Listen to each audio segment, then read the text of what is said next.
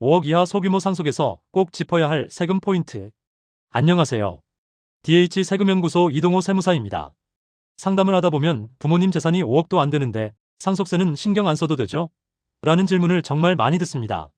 상속세법상 일괄공제 5억 때문에 이런 인식이 생겼지만 실제 계산 구조를 들여다보면 5억 이하 아무 문제 없음은 절대 아닙니다.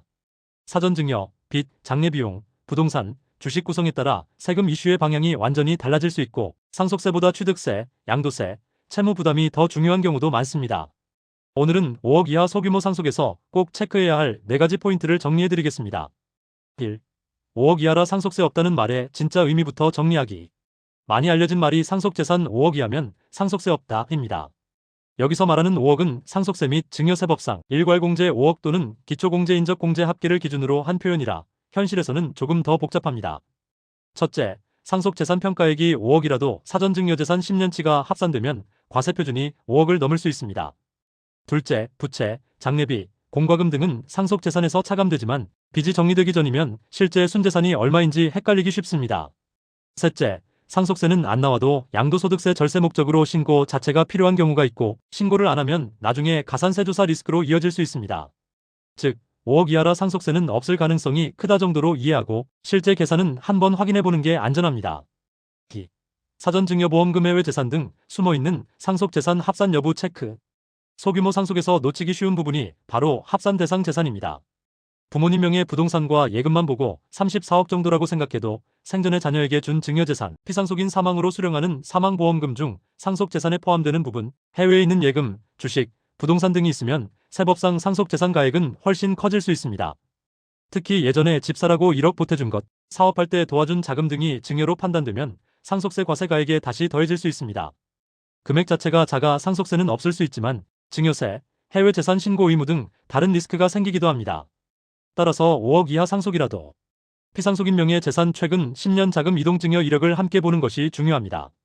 3. 상속세보다 중요한 취득세, 양도소득세, 보유세 영향 점검. 실무에서 소규모 상속에서 더 자주 문제되는 것은 상속세가 아니라 그 이후 세금입니다. 예를 들어 상속받은 부동산을 나중에 팔면 취득가액은 상속 당시 평가액을 기준으로 양도소득세가 계산되기 때문에 지금 상속세를 줄이겠다고 일부러 평가를 낮게 잡으면 나중에 매도 시 양도세가 더 커질 수 있습니다. 또 자녀가 이미 집을 가지고 있는 상황에서 부모님 집까지 상속받으면 종합부동산세, 다주택 중과 가능성, 보유세 부담이 확 늘어날 수 있습니다. 일단 상속받고 보자가 아니라 누가 상속받는 게 좋은지, 나중에 팔 건지 계속 보유할 건지, 상속 후 취득세, 보유세, 양도세까지 합쳐서 유리한 구조가 무엇인지 소규모 상속일수록 전체 세금 구조를 보고 결정하는 게 유리합니다. 4. 빚과 보증. 소규모 상속에서도 상속 포기, 한정 승인을 고민해야 하는 경우. 재산이 5억도 안 되는데 괜찮겠지라고 생각하다가 뒤늦게 빚, 보증이 드러나 크게 곤란해지는 경우도 적지 않습니다.